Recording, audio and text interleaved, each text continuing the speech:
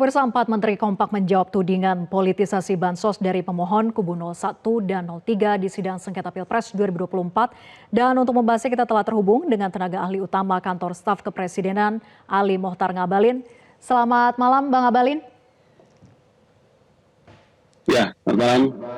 Assalamualaikum warahmatullahi wabarakatuh. Waalaikumsalam warahmatullahi wabarakatuh. Tapi sebelum kita mulai diskusi, Bang Ngabalin, kita simak dulu respon dari kubu 03 dan juga 01 berikut ini ya. Baik. Saya bertanya dalam hati saya, karena banyak pertanyaan yang tidak dijawab. Tidak semua jawaban diberikan oleh keempat menteri. Jadi ini yang buat saya menjadi isu. Sebab saya ini dulu wartawan. Ketika saya datang ke Jakarta, saya diajari oleh almarhum Mokhtar Lubis yang mengatakan, jangan hanya membaca apa yang ditulis, bacalah apa yang tidak ditulis.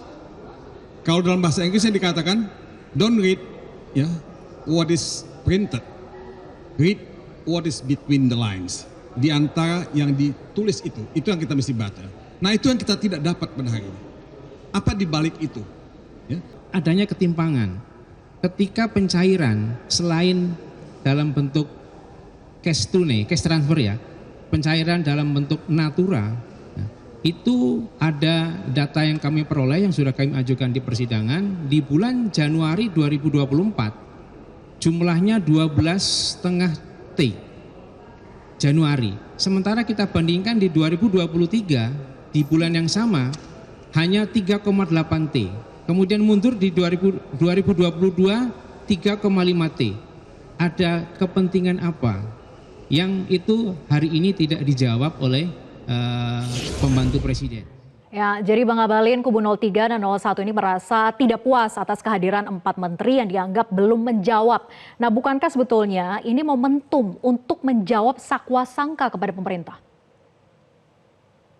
Ya, terima kasih. Kehadiran para menteri itu kan bukan untuk memenuhi hasrat dari 01 dan 03. Nggak ada urusan dengan kalian.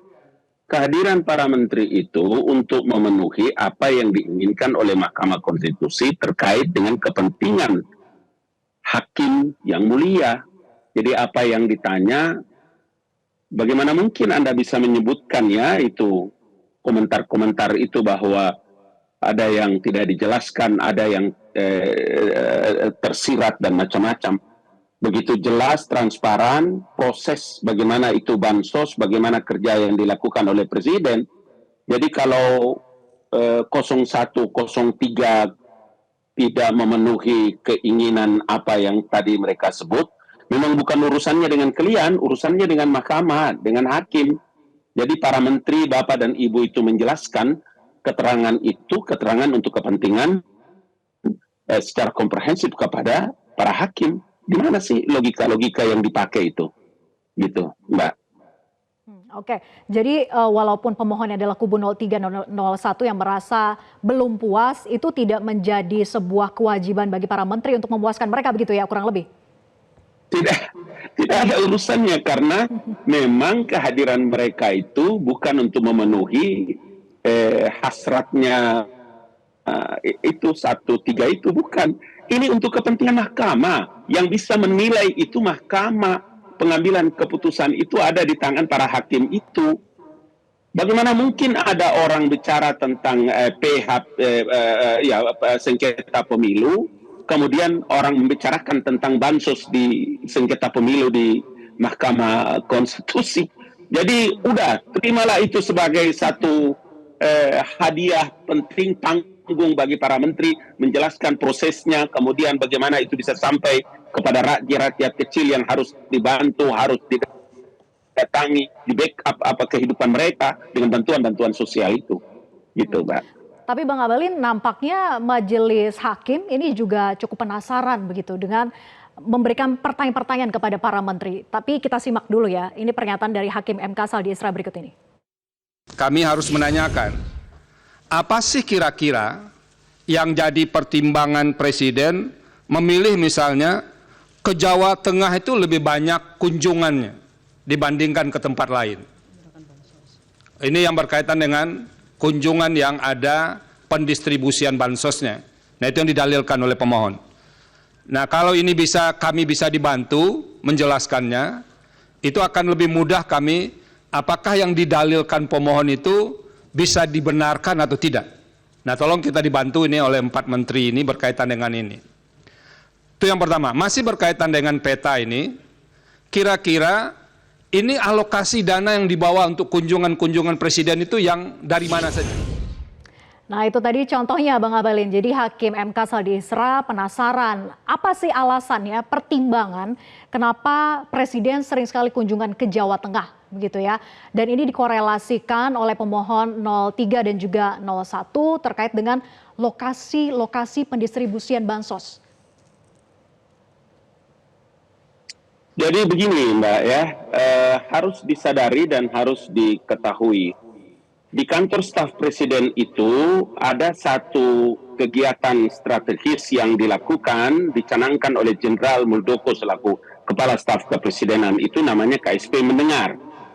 Karena begitu luasnya Republik ini dan begitu banyaknya orang masih ada di bawah garis kemiskinan, maka apa yang dilakukan oleh Bapak Presiden itu hakim juga itu meneruskan mungkin apa yang diajukan oleh pemohon ya.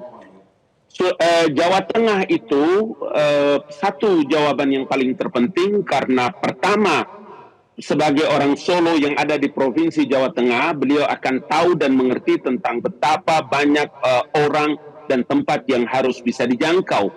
Jadi kalau dipertanyakan kenapa harus Jawa Tengah itu menjadi tempat yang gampang atau lebih banyak didatangi, iya berdasarkan data dan by name, by address yang harus didatangi itu dengan bansos-bansos itu adalah di wilayah Jawa Tengah. Begitu juga dengan di beberapa di daerah-daerah lain, meskipun di seluruh Indonesia itu tidak volumenya tidak sama seperti di Jawa Tengah. Tapi apakah itu menjadi persoalan dan salah?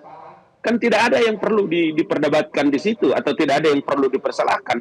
Kenapa harus pertanyaan itu dengan penuh curiga? Gitu. Ini maksudnya terkait dengan pemohon yang tidak punya kewenangan untuk bisa bicara dengan para menteri kecuali para hakim. Itu sebabnya Yang Mulia Profesor Sadli menyampaikan itu kepada Bapak dan Ibu para menteri. Oke, jadi jawabannya adalah karena memang by data, by name, by address penerima bansosnya di situ dan kebetulan Presiden kunjungan ke sana begitu ya. Selain memang mengetahui bagaimana kondisi di Jawa Tengah. Baik. By name, by address karena itu juga yang dilakukan oleh kantor staf Presiden Republik Indonesia. Karena setiap kalau kami turun dalam KSP Mendengar itu pasti kami pulang dengan data di mana tinggal kelurahan apa dan macam-macam. Dan bukan saja di Jawa Tengah, di seluruh Indonesia. Itu yang kemudian Bapak Jenderal Muldoko langsung melaporkan kepada Presiden Joko Widodo dan kemudian menjadi catatan penting bagi Presiden Joko Widodo. Oke, Bang Abalin, Menko Perekonomian Erlangga Hartarto menyatakan saat memberi keterangan di sidang tadi begitu ya bahwa penerima bansos di Indonesia ini lebih rendah dari Malaysia, Singapura, India, bahkan Amerika Serikat di tahun 2023 saat terjadinya dampak El Nino. Nah, artinya bansos yang digelontorkan bertepatan saat pemilu itu harusnya jumlah penerimanya lebih besarkah kalau melihat dari kebutuhan masyarakat yang terdampak El Nino ini? Iya, yang pasti bahwa begini, yang pasti kata kunci yang dilakukan oleh pemerintah dalam hal ini adalah Presiden Joko Widodo dengan bencana-bencana dan termasuk dengan El Nino ini memang luar biasa dampak yang terjadi di tengah-tengah masyarakat. Karena itu memang anggaran sebesar ini sampai dengan jumlah triliun ini kalau perlu untuk semuanya, untuk rakyat di bawah, kenapa? Mereka juga tadi bertanya pada waktu kami ada di mahkamah itu di depan itu ada beberapa juga yang bertanya. Terus kalau itu semuanya dikasih kepada rakyat di Republik Indonesia yang ada di bawah garis kemiskinan ini, adakah yang salah yang dilakukan oleh Presiden Joko Widodo? Jawabannya tidak. Dan itulah hak-hak yang harus sepenuhnya dilakukan. Sehingga Presiden Joko Widodo memang memprioritaskan agar bantuan-bantuan sosial itu bisa langsung sampai kepada tengah-tengah masyarakat. Bahwa jumlah yang sekarang ini memang harus diperbanyak lagi. Mudah-mudahan di periode akan datang itu bisa dilakukan juga. Karena rakyat Indonesia itu hampir semuanya masih ada di bawah garis kemiskinan.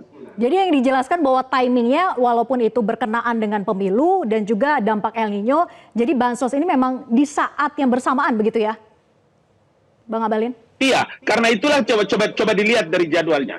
Jadwal sebelumnya juga dalam satu tahun itu bisa antara 9 sampai dengan 13 kali. Kemudian ada lagi sampai 22 kali, di mana kunjungan Bapak Presiden dalam satu kali kunjungan itu tidak datang di satu titik, tapi bisa datang ke 5 sampai dengan 6-10 titik. Jadi ya seperti inilah cara kerja yang dilakukan oleh Presiden Joko Widodo. Baik, terima kasih tenaga ahli utama KSP Ali Mohtar Ngabalin sudah bergabung bersama kami di Prime Time News. Selamat malam.